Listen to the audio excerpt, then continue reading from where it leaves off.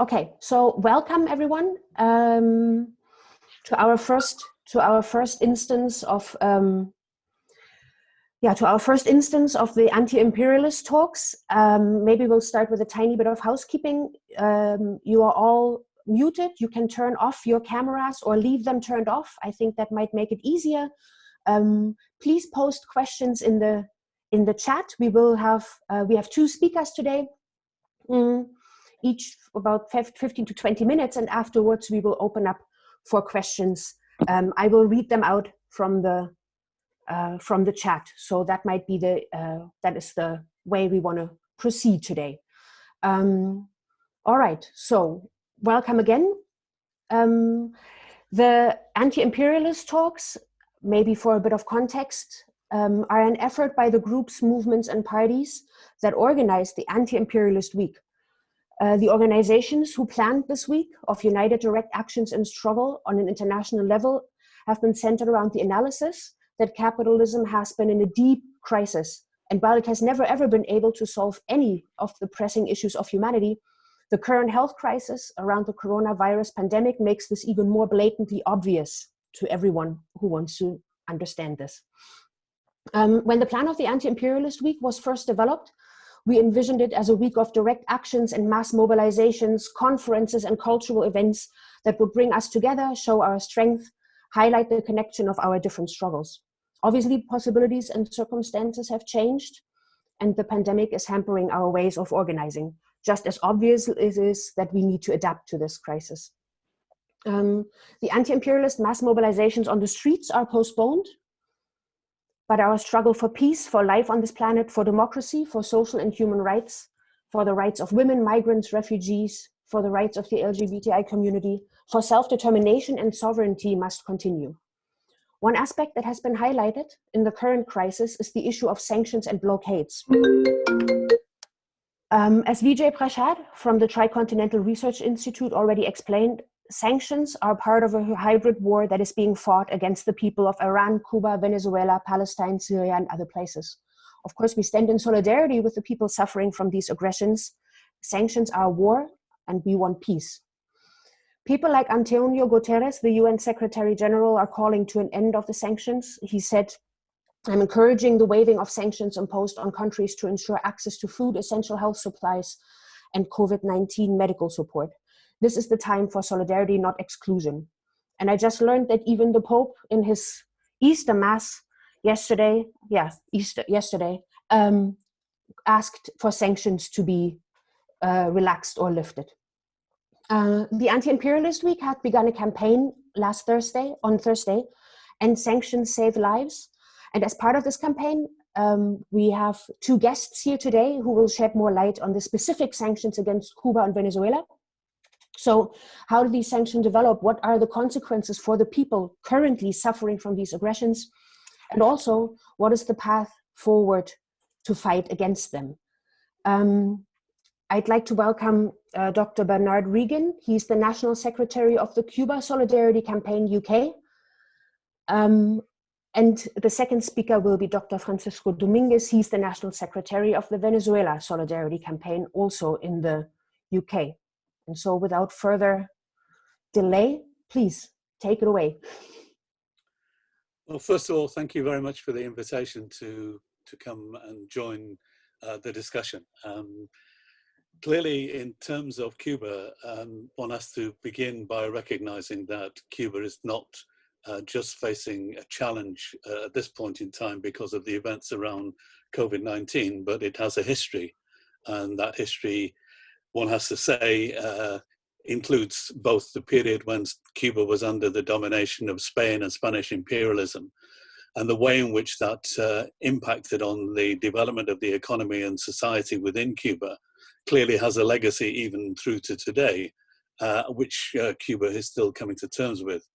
And then secondly, from a period of the late 19th century through to 1959, of course, then there was the period of American imperialism and neocolonialism carried out by the United States and by those who were exploiting Cuba in all kinds of ways. And I think that just briefly, I think sometimes people forget the extent to which imperialism and colonialism and neocolonialism distorted the growth and development of countries in a major way, in terms of distorting the way in which they were able to develop and they were able to express their rights to self-determination and go forward.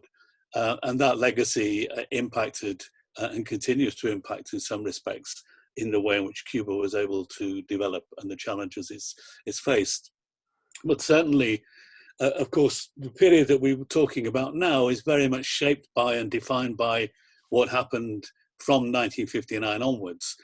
From the very earliest days of the revolution in Cuba and the revolutionary changes that were brought about, the United States of America intervened, not simply indirectly by the actions it took in relation to economic blockading and so on, but of course directly.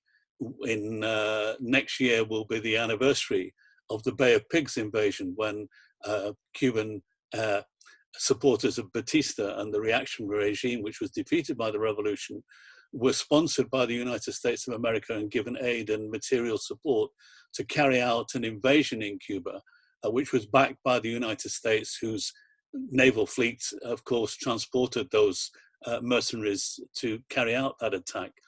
And ever since that time, the United States, if not directly, indirectly fostered and supported acts of terrorism which were carried out against the island, including the blowing up of a Cuban airliner returning from Venezuela in 1976, when 73 people were killed as a result of that. And people will know some of the farcical attempts that the United States went to in order to try to assassinate Fidel Castro, estimated at more than 600 cases when they sought to get rid of him. So Cuba has faced a very direct assault on its sovereignty, on its right to self-determination and its independence, which of course has been exacerbated and greatly enhanced, if you like, by the blockade which the United States began in the early 1960s, right the way through to the present day. A blockade which was viciously kind of increased and intensified in the period following the end of the Soviet Union at the end of the 1980s, and the period that began in the early 1990s, which the Cubans described as a special period, a period during which they were trying to survive and sustain themselves, despite the fact that their economy was under a severe attack from the United States of America through the legislation that was passed, the Helms-Burton Act and the Torricelli Act, and which gave powers also to the President of the United States to actually enforce and ratchet up aspects of that legislation which imposed a blockade against Cuba. And that period of the special period, which really lasted for perhaps 10, 15 years, was one in which the Cubans had to survive against the greatest of odds. It's estimated that the cost of the blockade by the United States was somewhere in the region of $4 billion for 1 year, financial year, something like $12 million a day. The total cost of the blockade over the 60 years ran into trillions of dollars. So all of that, you can understand and fully appreciate, had a massive impact in terms of the development of the economy. And that impacted in various areas, particularly, for example, in construction, where in one financial year, it's estimated the losses that were suffered by the construction industry was in the region of $31 million. In biotechnology, $171 million. Money that they clearly needed. And it was for that one of the reasons why Cuba turned to tourism, was in order to be able to have access to foreign currency, in order to be able to purchase things on the international market and so on. So the blockade was a massive attack on Cuba, and that legacy goes through. But what has happened since Trump was elected in 2016, 2017, is that we have seen a further change in terms of that blockade. At various times during that period, it kind of oscillated to some extent between more vicious applications of those sanctions to more temperate measures. And we saw, particularly in the time of President Obama, some modification of the way in which that blockade was carried out. Although it should be very important to stress that that blockade was never removed, that what you never saw was a normalization of relationships between Cuba and the United States of America. You saw the establishment of diplomatic relationships, but that's a qualitatively different thing from the country being recognized, its sovereignty being accepted, and its right to self-determination being respected. You saw the continuation still of elements of that. What happened was to some degree a modification of that. When Trump was elected, and Francisco will talk about Venezuela, but you saw a far more aggressive application of United States policies in terms of seeking to impose US will on Latin America as a whole being introduced. And you saw in particular Trump for the first time signing aspects of the presidential powers that were granted to the United States office holder of the presidency, which had not been implemented by Obama, and indeed neither by many of his predecessors, even though they were equally as hostile to Cuba. And you saw with Trump coming into office the introduction of particular Title III of the legislation of the Helms-Burton Act, which gave the permission and power to former citizens of Cuba and their descendants in the United States of America being able to take legal action against companies or bodies in Cuba that they claimed had appropriated their properties and were abusing them. So you saw law cases being introduced, and they are still going through the courts in the United States of America with the potentiality of billions or millions rather of dollar fines being imposed through the United States of America, and of course with the consequential actions of the US legislature and the presidency and so on refused to accept any kind of mitigation of that. It should be said, incidentally, that Cuba did negotiate with other countries and came to agreements, and those things were not of substance. You saw, in addition with the blockade, of course, not only the impact on Cuba, but the extraterritorial nature of that. So in other words, countries and companies based in countries outside of the US who were prepared to trade with Cuba actually had fines imposed on them if they conducted that trade. If, for example, 10% of the components of a element of machinery, let's say, was produced by the United States of America, or the raw materials for those machinery were 10% originating in the USA, then that company could have fines imposed on it for trading with Cuba. Vessels which would be traveling to Cuba to deliver goods and engage in trade would be banned from the United States of America for 6 months at least. And of course, with commercial companies, obviously vessels going to the Caribbean, it would be very, very costly and expensive for them not to be fully utilized and being able to therefore trade with other countries in the Caribbean area. And obviously the United States would be within that. So you saw this Title III of the legislation being invoked by Trump, and thereby, for example, the amount of money that could be sent by way of remittances to Cuba from Cubans living in the United States was reduced. You saw the number of flights that could normally take place from the USA to different areas of the island of Cuba being restricted.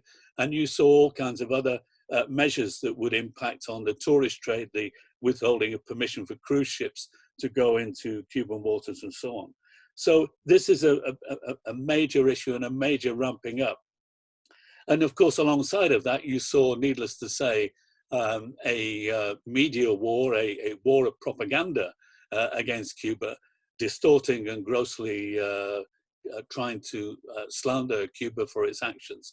So you saw the absurdity, and I'll just speak briefly about this in a moment, of Cuba being accused of human trafficking because it was sending medical practitioners to other countries across the world.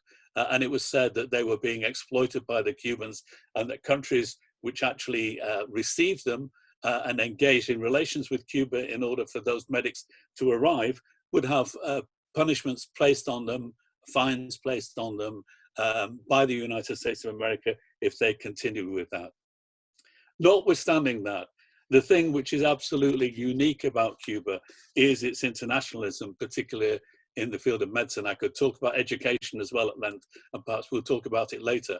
But in the field of health, the Cuban record has been absolutely outstanding, with literally hundreds of thousands of Cuban doctors over the last 60 years and Cuban medical practitioners going to treat people, particularly in places where there has been catastrophes and dire crises, like in the Kashmir when there was an earthquake. But even from the beginning, the earliest days of the revolution, when doctors and medics went to Chile, went to Algeria and so on, right the way through, that has been a practice. And of course, one of the most notable examples of that was the sending and dispatching of more than 400 medics to West Africa to assist with the Ebola crisis in the treatment of patients in West African countries, in order to rescue them from that dire situation with the pandemic that was developing there. And it's no surprise in a way that Cuba has repeated that in terms of the response to COVID-19. It has sent doctors to more than 14 countries, to China, to Italy, to Venezuela, to Jamaica, Haiti, and so on, and other countries, and has been exceptional in doing that. It's just sent in the last few days its second dispatch of medical practitioners to Italy, going to Turin. The previous one went to Lombardy to assist with people there, and doing that quite selflessly, only asking, if you like, for those people to be looked after by those countries receiving them. And that has played an immense record. And their experience, obviously, in treating the Ebola patients in West Africa has a relevance in terms of epidemics and pandemics of the kind that we're confronting across the globe.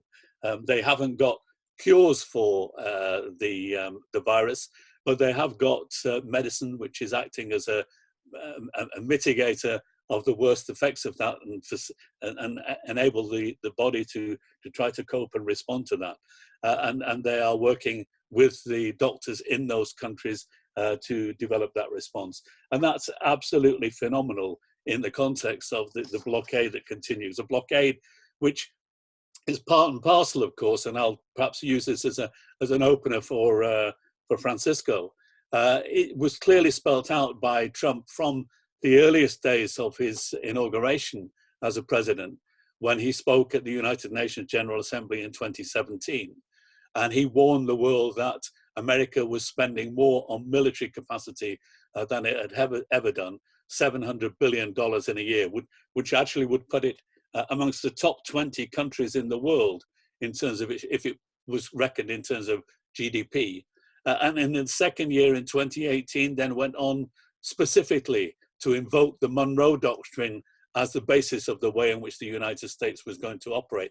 In other words, saying that Latin America was its backyard, its privileged entity, that it only had the right to exercise its influence and power in. And similarly, in 2019, the speech that he made then again at the United Nations General Assembly was very much in the same kind of tenor, very much the same kind of attitude. Cuba, despite all of this, continues to assert its right to self-determination, its right to independence, and its respect for its sovereignty.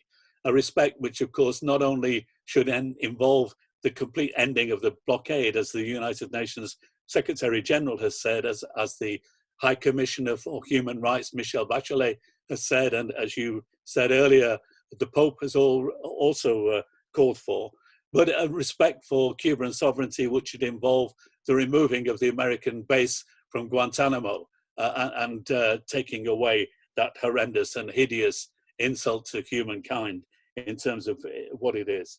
So I think that Cuba's role in the world is not only that we should be fighting and campaigning to support its right to self-determination and independence and a respect for its sovereignty, but I think it is also the situation that we should be talking about the example that Cuba sets in terms of its humanity, in terms of its compassion, in terms of its love and solidarity for other peoples of the world. And that's what we should be demanding that we see emulated. Thank you.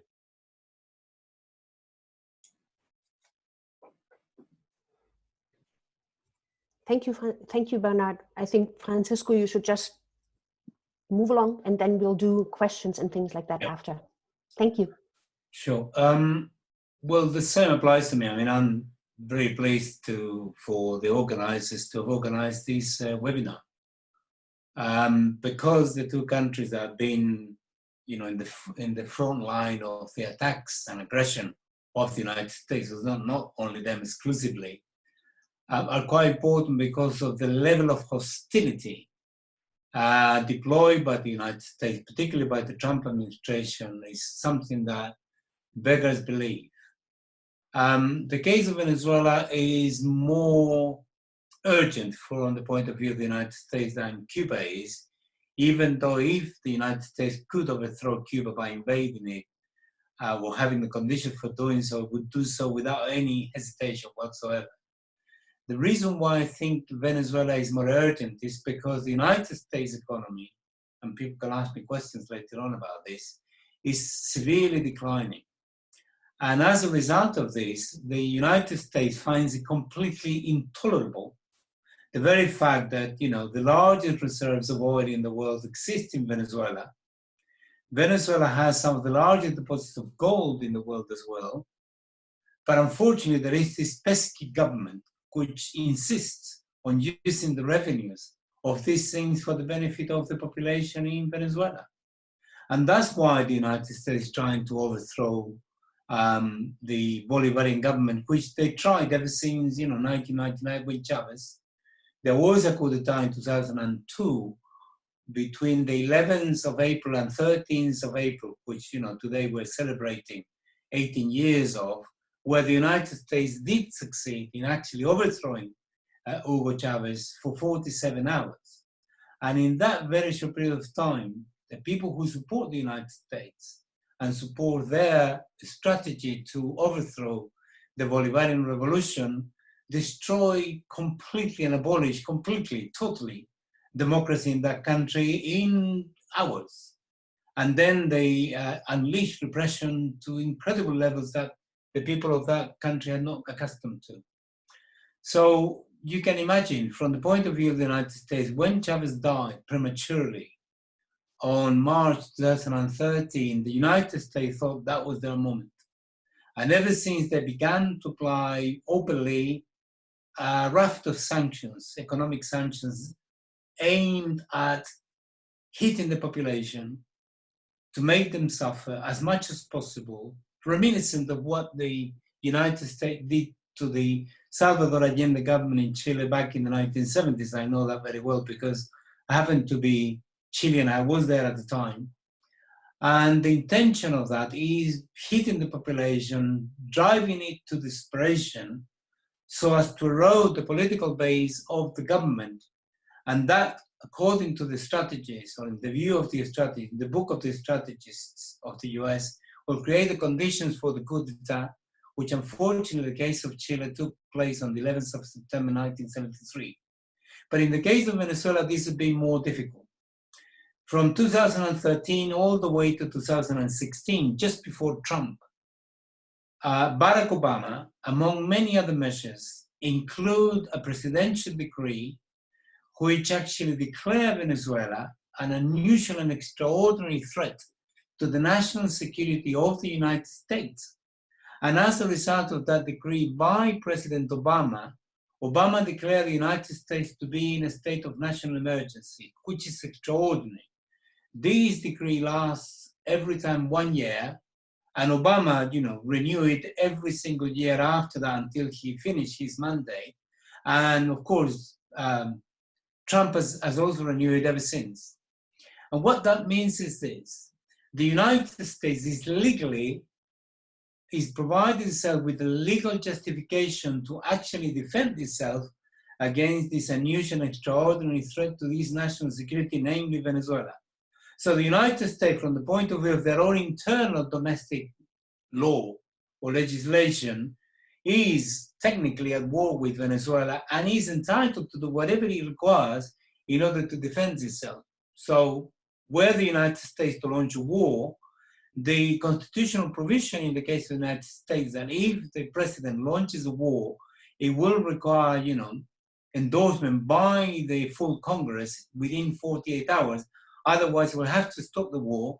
I'm not sure with the technical condition, the technicality of the United States being technically at war with Venezuela will require Congress to endorse any action. So since 2016, 17, 18, and so on, all the way to now, the United States, the Trump administration has introduced something in the region of 400 sanctions against Venezuela, possibly in terms of intensity in this short period of time, more than against Cuba. No financial transaction of Venezuelan, originating in Venezuela, can be conducted in the United States because it's illegal. So let me give you an example of what that means. There is no objection legally for anybody in the United States to purchase or to obtain Venezuelan oil, but nobody can actually pay it because it will require them to engage in a financial transaction with Venezuela, which according to the new legislation and the sanctions is illegal. Venezuela cannot float bonds in the stock exchange, which all countries do, in order to restructure its external debt. This is also sanctioned. Venezuela cannot sell this gold in the United States because that's also sanctioned by the United States. And the United States overreaches its own position by going extraterritorial. That is to say, anybody else in the world that may try to engage in any financial transaction or commercial transaction with the United States. And if the United States learns about it and is in a position to threaten either that company or that country, then it will do so, and it does do so in order to stop them. So there are a few examples. For example, Venezuela had 27 patients for marrow bone transplant in a clinic in Italy. And Venezuela paid the Banco Novo, or Novo Banco from Portugal, $400 million for the whole operation, all of the operations to these patients, as well as everything else that went with it. The Novo Banco from Portugal accepted the money, because obviously it's a good deal, but because of the extraterritorial nature of the blockade that the United States imposed on Venezuela, the Novo Banco refused to conduct this transaction and pay the clinic, and therefore the operations could not be carried out. And worse than that, and this is the worst part of it, Novo Banco not only did not conduct the financial transaction paying the clinic, and therefore the operations could not be carried out, and as a result of them, 3 of the patients died. One of them was Giovanni, 6 years old. That shows you the criminal nature of it.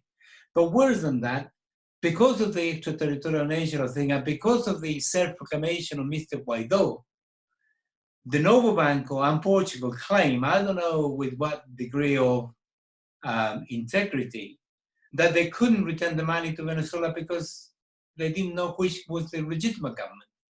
They were prepared to receive the money from what they claim now to be an illegitimate government, but they're not prepared to return it to it. And this is the case with many banks. The UK bank, the Bank of England, is retaining illegally $1.2 billion in Venezuelan gold that was entrusted to them many years ago, before Chavez even. The financial company, Euroclear, is retaining $1.6 billion that belong to Venezuela, and the number of banks in Europe that actually are retaining Venezuelan money is in the region of $8 to $10 billion. Worse than that, the United States illegally confiscated the company Citgo, which is a gasoline distribution company that distributes gasoline in the east coast of the United States, that has 6,000 petrol stations in that region. You can imagine the amount of money that means. The company is valued in the region of $30 billion, which were confiscated legally by the United States, and all the income that generates cannot be obtained by Venezuela. So all in all, the United States has confiscated, and with banks and countries and governments and so on around the place, something in the region of $40 to $45 billion. This is terrible. And worse than that, as Cuba, Venezuela has to go outside, to go to third parties that will charge the earth the interest rate will be extremely high. The price will be certainly higher than what they would buy if they had normal commercial relations with all these countries that feel threatened by the United States. So this is the situation. So you can imagine this is an economy that is being asphyxiated deliberately by the United States. And the Center for Economic and Policy Research, which is a very prestigious think tank in the United States, based in Washington, run by Mark Weisbrod and Jeffrey Sachs, quite well-reputed economists. In this report, produced in April 2019, they said that as a result of the Trump sanctions applied to Venezuela, between 2017 and 18, 40,000 people have died unnecessarily. I don't know what the figures are ever since now, because the situation has continued to deteriorate, and the United States has continued to intensify their sanctions. It's just extraordinary. So what is even more frustrating, or I think what is the most frustrating aspect of this for the United States strategies, is the fact that the Venezuelan government will not fall. They have tried to militarize humanitarian aid and force it through the border with Colombia, and this failed. They have tried a coup d'etat on the 30th of April this year, and that failed. They have made open appeals to the military and others to actually organize uprising and revolt and overthrow the government. This has failed. The asphyxiation continues, and the government is still there. And actually, the Venezuelan government has been extremely successful. I don't want to go into the figures right now for question of time, but if anybody wants to ask me a question later on, quite happy to do it. The reason why the United States is growing desperate, because Guaidó is stopped being an important proxy any longer. It's more or less disappeared now as a political factor. At one point, the newspapers kept telling you it was recognized by 60 countries internationally, including the European Union, which at one point was true, but this is not being true anymore.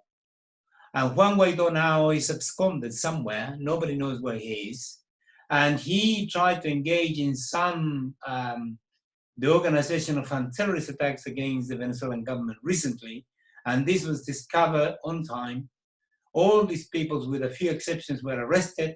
He was summoned by the general attorney to, answer these charges of terrorism, and he just disappeared. So the United States blew Mr. Juan Guaidó out to the water when I'm sure they were behind this attack. So the worst aspect of the United States is that this year, an important section of the opposition has entered into an agreement with the Venezuelan government, with President Maduro, to organize the elections for the National Assembly. And these elections are going to take place between now and December. And whatever the result is going to be, there is this section of the opposition is totally against any military invasion. It's totally against, sanctions against the economy. And is quite prepared to collaborate with the government to find common solutions to the problems that the country faces, even though they disagree on many other aspects. And this is a very interesting development. The United States is absolutely desperate. So the first thing the United States has done is began to apply sanctions on the individuals from the position that are involved. In fact, 500 of them issued a letter directly to President Trump saying that he should stop the sanctions against Venezuela right away. I think the chair is trying to tell me that I should finish. No, okay, I will continue. So I'm just going to finish very quickly. So if there were to be elections to the National Assembly, the United States will have no proxy whatsoever. It will have no justification to continue to claim that the government is illegitimate. It will have no arguments in order to, for the elections that take place, because Venezuela has the best electoral system in the world, according to former President Jimmy Carter. And in desperation, the United States now has gone for charging the Venezuelan government of being a narco state, being in charge of being responsible for trying to use the crisis created by the coronavirus pandemic in order to, as they say, to inundate the United States with cocaine. This is completely false. First of all, according to the Drug Enforcement Administration reports themselves, 92% of the drug that reaches the United States actually is produced in Colombia. And according to the Drug Enforcement Administration itself, between 75 to 85% of these drugs get to the United States through the Pacific. In other words, Venezuela doesn't have access to the Pacific. And then there are a few other countries. There is Mexico, there is Honduras, and there is Guatemala. And Venezuela, therefore, if it has any role, it must be minimal. There is no justification for the United States to use this. And yet Trump has actually deployed a war fleet, which involves, about 30 submarines, warships, helicopters, bombers, God knows what else. And this has the collaboration of France and the UK. Both governments have sent warships to collaborate in this. This is extremely dangerous. It has the purpose, the intention to stop drug trafficking into the United States, but I think more than that, and this is explicit from the point of view of the government of the United States, is to stop Venezuela from trading with everybody, but at the same time, block Cuba, preventing Cuba and Venezuela to trade with each other, which, that relationship has been absolutely crucial for both countries and for both peoples. So the situation is that Venezuela is facing the possibility, I hope it doesn't come to that, the possibility that the United States decide to shoot from the hip and do not to lose these golden opportunity that the pandemic offers, as they say, and the charge of narco trafficking and narco state that they are raising against Venezuela, and go for war. Venezuela says they don't want a war. They're a peaceful country. They want peace. They want to have respectful, normal relations with the United States. But if it comes to it, they will fight to the death, and they will defend their nation with their lives if it comes to it. Seems to me that given the significance of this, the whole world should oppose the sanctions and the aggression of the United States, not only against Cuba, but also against Venezuela and against any other country that suffers the consequences of this. So all I can do is echo the United Nations General Secretary and certainly the Pope, who have called openly and publicly for at least the suspension of the sanctions against these countries during the period of the pandemic. And I want to end that by saying that heroically the people of Cuba and Venezuela are helping each other and helping everybody else, and are an example. So viva Cuba and viva Venezuela. Thank you. Thank you. Viva. Thank you very much, Francisco and Bernard. I think that was a very good, that was a very interesting overview, and it focused a lot on the aggressions and the aggressive parts of the aggressive policies. There's a few questions have come here. I think the first one is very interesting because it links us back to Europe, which I think we need to talk a little bit more about. The EU has been a major actor in putting in place the blockade against Cuba and the sanctions regime against Venezuela. How do you foresee the role of the EU in the future, given its current deep structural crisis, and also considering the possible scenario in which the states start defining their policy regarding Cuba and Venezuela on an individual basis? Please take, whoever wants to take it. Bernard, you want to go first? Or do you want me to go first? No, I don't mind. Yeah, I interestingly, some years ago, and I forget which year it was now, the European Union negotiated an understanding with Cuba in relation to opening up a political dialogue and the potentiality for economic relations. And this followed on a period during which they had what was called a common position. The common position, which ruled the roost in Europe, was essentially a modified version of the United States blockade. In other words, they said that for reasons they described it of a concern for the human rights record of Cuba, of its lack of democracy and other things which they asserted, which I would dispute strongly, that they were in essence not going along with the United States, but really they were complicit in the operation of the blockade as far as Cuba was concerned. And that was changed. I mean, there was quite a lot of lobbying by Solidarity, by Cuba itself, of course, but also by Solidarity organizations raising this whole question. And to some extent, I think it's now probably 18 months ago, there was a renegotiations of relationships and essentially a jettisoning of the formula of the common position. But it hasn't really developed into any more explicit, concrete relationships that I'm aware of. Although I think what it has given is some confidence to some enterprises in Europe that they are not going to be hidebound or bound by the United States. For example, I think I'm right in saying that in Spain, one of the courts refused to accept this Title III that I was talking about, of seeking to get reparations for people who had fled or who had gone into exile in Cuba, who were supporters of the dictatorship, the Batista dictatorship, that they should be able to use the Spanish courts to pursue that particular restoration of money that they sought. And there have been some other signs. I mean, there have been, some of it has been kind of what you might describe as symbolic rather than concrete. So I think I'm right in saying that the Spanish monarchy has been to visit Cuba, and certainly the British elements of the British royal family have been on visits to Cuba in recent times, which I think are usually, from our point of view in Britain, are signals that some sort of trade deal is on the horizon, because they only ever go to places like Saudi Arabia or some other part of the world where they think there's some kind of financial interest to be gained as a result of it. So there is some kind of moderation or some kind of distancing, and I think the Europeans probably regard Trump as something of a rather crude politician, vulgar in the sense that his way of expressing himself and his kind of attitudes are something that is kind of alien to the more, if you like, silky ways of Europe, and not quite so crude.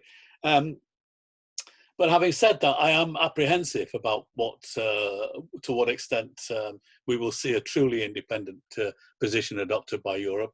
And certainly I have that apprehension very much in relation to Britain being separate from the European Union, that Johnson, the Prime Minister, not my Prime Minister, but the Prime Minister, is looking to gain trade deals with Trump, sees America as kind of a major marketplace for British trade and reciprocal arrangements. And I have a slight apprehension that, if not explicitly, certainly implicitly, there will be a lot of pressure applied to any countries engaged in trade with the US to go along with its foreign policies, not only in terms of Cuba, but in terms of the Middle East, for example, in relation to Palestine and Israel and so on. And you can see that kind of pressure being brought to bear. I mean, it was interesting at the United Nations that this year, when the vote on Cuba took place, we saw Brazil voting with the United States and with Israel in support of the blockade continuing, the only three countries that did. And then you saw Colombia and the Ukraine abstaining. And that's a very small example, but I think it's kind of a picture of what might happen. So I think in terms of the pressure, both in relation to Venezuela and Cuba, of fighting for Europe and Britain and every separate country not to be complicit in the actions of the United States, is an absolutely vital task for people who are committed to anti-imperialist policies.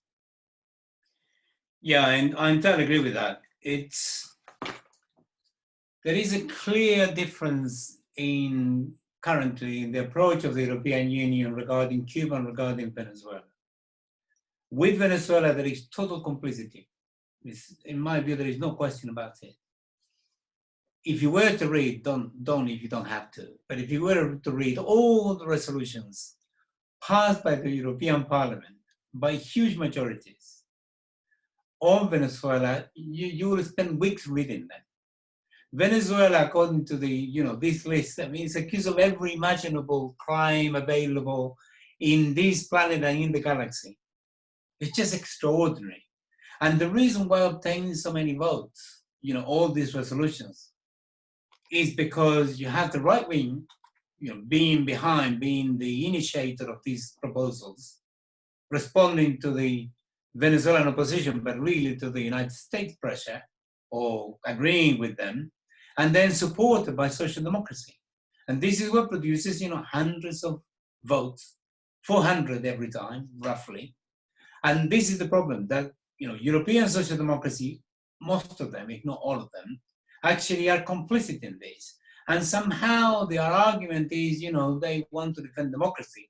And they want to defend democracy by supporting the aggression of the United States against the country, against the sovereignty of a country such as Venezuela.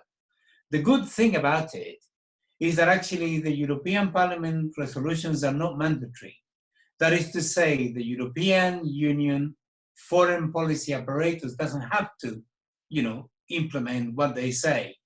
And the second good thing about it is that unless there is total unanimity in the key body of the head of state or foreign ministers, there is no possibility for the European Union to support or to adopt any particular position.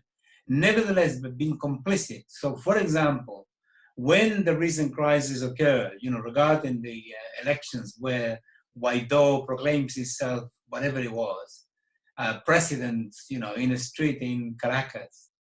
And this was supported by the European Union right away. This is what gave the magic number of 60 countries around the world supporting Guaidó for,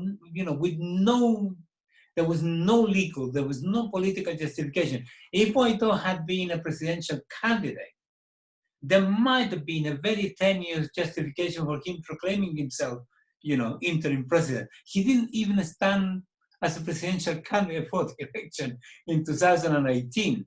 Yet they supported, and the worst part of it was the European Union issued a very strongly worded statement saying that unless Venezuela organized immediately within 8 days, I remember reading the resolution, 8 days, proper elections, internationally supervised, of everything, including presidential elections that should be brought forward, the European Union was going to vote for the position of the United States, which, total boycott and aggression. Maduro basically told them to piss off. Sorry to use, vernacular. And 8 days went by, nothing happened. And the European Union, without spine, they realized that how ridiculous they had been, and they realized that just resolutions and threatening resolutions were not going to impress Maduro and the Bolivarian Revolution. So they decided to go for a contact group, which they set up with some Latin American countries and so on. And this is part of the problem. The European Union keeps playing, especially now, both ways. Let me tell you how it works. The European Union, after they realized that they were being ridiculous, they adopted a more pragmatic position, which is the following.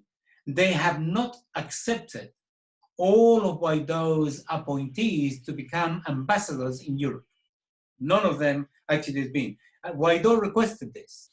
And the European Union, Federica Mogherini, was totally clear and said, we will recognize them as your appointees, but we will not recognize them as ambassadors. In fact, they recognize de facto the Bolivarian Revolution ambassadors in the UK, in France, and everywhere else in the European Union. I think there is an exception possibly in Greece, but I'm not quite sure how that is working out in practice. And on top of all of that, the European Union is adopting a position that is playing the game of supporting the United States regarding certain things, but pretending that they're not supporting it when it comes to other things. This has got to come to an end. It's completely unacceptable. And especially in the context of the current pandemic, that the European Union continues playing games and threatening a nation of 32 million people. And we need to ensure that it comes down on one side of the fence. And we don't want to say to them, just decide whatever you're going to do and that will be the end of it. No, we want them to come on the right side of the fence, not just any side. And Cuba is an example.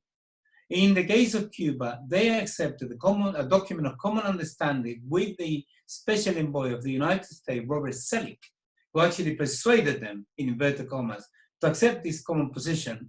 And you know how many common positions the European Union has? One, which is on Cuba. It has no other. So that gives you an idea how lucky, how slavish they are to the United States. So it's quite crucial that we do one final point on this. nothing, and I make this point whenever I go, nothing legitimizes US foreign policy against any place than this lavish support that it gets from the European Union. That is the so-called international community. If the European Union doesn't accept and doesn't support the position of the United States regarding any country, and this applies obviously to Cuba and Venezuela, the United States is immediately isolated. And the reason is there is a non-aligned movement, there is the G77, there is China, there is Russia, and there is plenty of other countries that do not go along with this nonsense.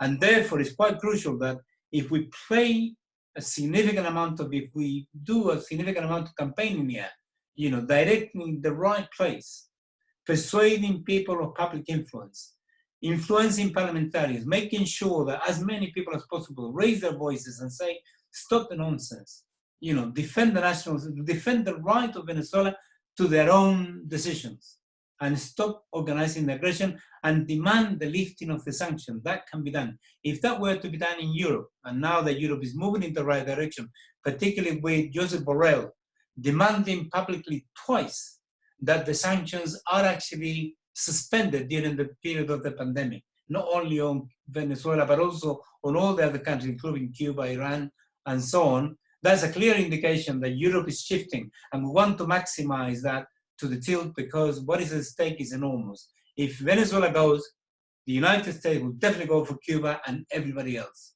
and we cannot allow that to happen. They are too good for us to lose them.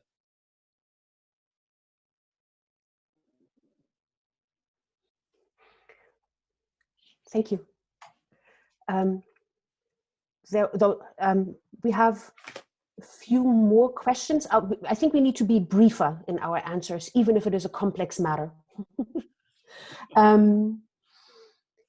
There's a question from David Watson from you probably know him from the LAG in Norway. And he's talking to something that you already mentioned a little bit, Francisco. I'll read the whole question, but I think part of it has been mentioned before. So in the event that the current US interventions do not achieve the fall of the Venezuelan government, they will, as you point out, most likely try to influence the elections for the National Assembly, try to target it, again, with discrediting it and pressuring the UN and other institutions for participating with observers, etc. How do you see the possibility of countering an eventual sabotage of the electoral process? It's impossible. I mean, the United States will try to sabotage that regardless. That is as true as night follows day. What will be the impact of that regarding, the outcome of that election when it happens, because it will happen? I don't think the United States is going to be able to succeed with its military thing, but let's wait and see before making a prediction. And the reason why I'm saying that the outcome will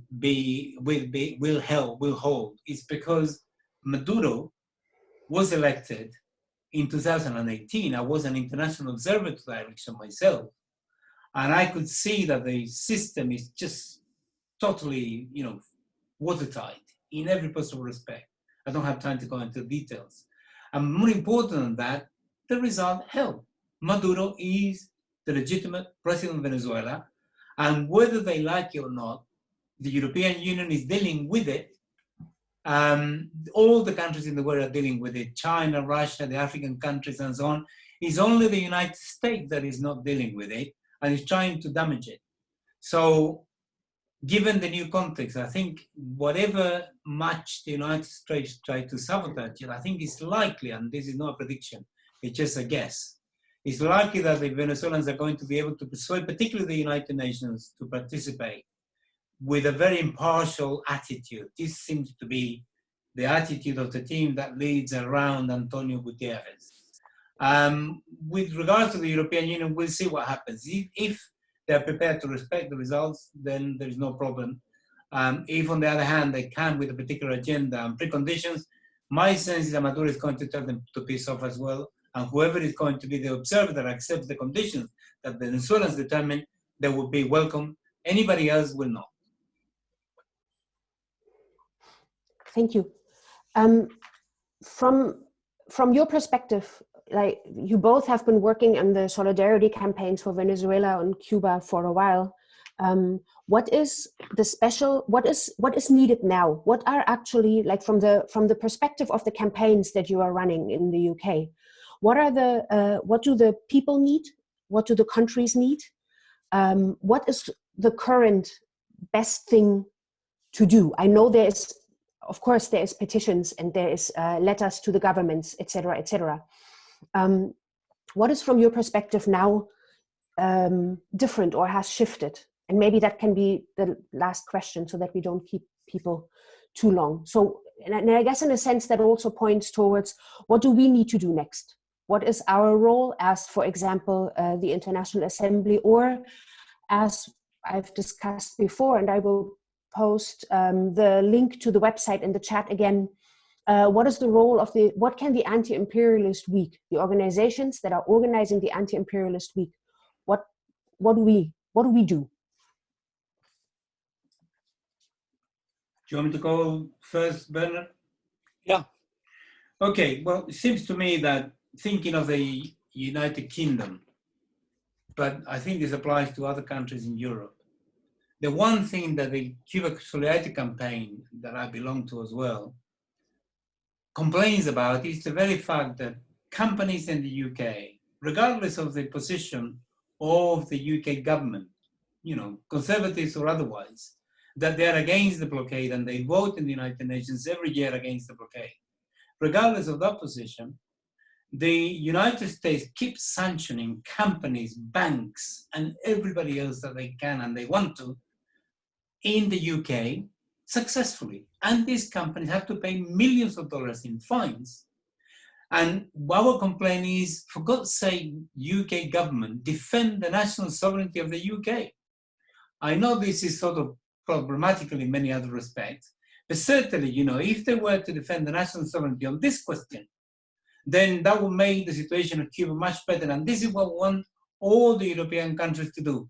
Stop slavishly, I don't know, you know what I mean, supporting the United States and defend your national sovereignty against this extraterritorial aggression against your own sovereignty, and use that aggression against, you know, somebody else, such as in the case of Venezuela. That's number one. Number two, it's absolutely vital that we get as many voices, particularly of people of public influence, to raise their voices with the Pope and the United Nations General Secretary to suspend the sanctions during the period of the pandemic. People are dying by there's hundreds of thousands everywhere else. Venezuela and Cuba are poor countries, and the sanctions actually ensure that many people will die. And number three, there is no reason, no justification in law or in any other way for France and the UK to send warships to organize, to participate, collaborate in the aggression against Cuba and Venezuela, and those warships should be recalled immediately, and any resources that are being wasted on that should be spent on fighting the pandemic. And, you know, defend the sovereignty of Venezuela by denouncing the aggression, literally, that every day takes place by the United States against Cuba and Venezuela, as well as, you know, other countries in the world. Just picking up from there, I agree with much of what Francisco has said. I think there is a very important task that we have in terms of building solidarity with Venezuela and Cuba, because I think they demonstrate, and I know this is kind of a left cliche, but I think they demonstrate very vividly that another world is possible. And I think you can see that, and it's exemplified no more powerfully than in the response of Cuba to the COVID-19, of actually sending medics to help people, to give support, to defend life. And there can be no more valuable thing, no more precious thing than that. And I think in that respect, Cuba and Venezuela represents a complete alternative to the kind of perspectives that we see from the vast majority of the imperialist world, whether it be the United States of America or Europe. So I think it's important that we give solidarity to those countries, because they show that it is possible to change, and that the values of society can be changed in a way that is in the interests of the vast majority of people. And what's very inspiring to me, I often go on delegations with people to Cuba, with young workers, is the number of those who come back from Cuba in particular. And when they return to Britain, they don't simply get involved in solidarity with Cuba, but they get involved in solidarity with other anti-imperialist struggles. And importantly, they get involved in the trade unions and in campaigning themselves here in Britain to change the kind of society that we live in. So I think that is a really important thing to say. In terms of responding to the attacks on Cuba, clearly we are seeking to demand that our government in Britain, and I think it should be the same for every single European country, should be demanding solidarity with the Cuban people and with the Venezuelan people, the complete ending of the blockades that take place. Indeed, one should go further and say that reparations should be paid both to Venezuela and to Cuba in respect of the damage that's been done to the economy by the United States and the complicity of Europe in that blockade that's been carried out, and that should see that kind of response. So we should be demanding the government's break with that. If there had been a different government elected in Britain, I would have been hopeful that we would have seen the potentiality for that being carried out in practice by a government that had that position at its heart, that it was an internationalist government under Jeremy Corbyn. That was not to be. Perhaps we hoped that that would have happened with the potential for Bernie Sanders to be a candidate in the elections in the United States. That is not to be either. But I don't think that should stop us actually campaigning and fighting to change. I remind people that it was actually during the presidency of Ronald Reagan that in the United States of America, Congress adopted the boycott of South Africa and its opposition and expressed opposition to the apartheid regime. So just because we have right-wing governments in all of our countries, or the majority of our countries, doesn't mean to say that we can't force them to change their policies and their views and the way they act. And likewise, I think it's very important for us to take up and challenge in the media the propaganda that is pumped out against President Maduro, against the Cuban government and against the governments of those two countries, challenging at every turn the false stories that are presented. I mean, a classic example was Al Jazeera, one of whose correspondents, Lucia Newman, was absolutely terrible in the way she distorted what was taking place in Venezuela. And she also reported on Cuba. We've seen a change with a new reporter for Al Jazeera. But I must say that in the majority of the press in Britain, we see a slavish adherence to the kind of media stories that are pumped out by the United States of America. I'll conclude by saying this. I think we are living through an extremely challenging moment in history, not just because of COVID-19 and because of all of the challenges that that presents to the well-being and the life of people across the continents, but also because behind that there is a massive economic crisis which may well explode. People like the Financial Times in Britain are comparing it to what happened in 1929 with the Wall Street crash. They're saying that it could be an economic situation more dire than happened in the year 2008 with the collapse of the banks. So I think we are in a situation where there are big questions that are going to be asked. And I think that Venezuela and Cuba have both provided alternative perspectives. And we have to think, I think, as well as campaigning in solidarity with those countries, what that means in this country. We saw in my view, the tragedy of what happened in Greece when Syriza was put under pressure from the European Central Bank and the International Monetary Fund and the European Union to comply with the economic imperatives that the European Union had, and was unable to make a challenge against that. I think we will see those kind of scenarios of people being faced with massive choices in terms of political perspectives actually coming out across the globe. And therefore, I think it's a very important task that we in the anti-imperialist movement have to play in giving solidarity to countries that are standing out against imperialism, like Venezuela, like Cuba, and also taking lessons from them about how to assert the independence and sovereignty of nations in order to develop societies that are in the interest of the majority of its peoples and actually are ensuring that the well-being, the health, the education, the housing, and the well-being of peoples in those countries is what is the priority of governments that come to power in those countries.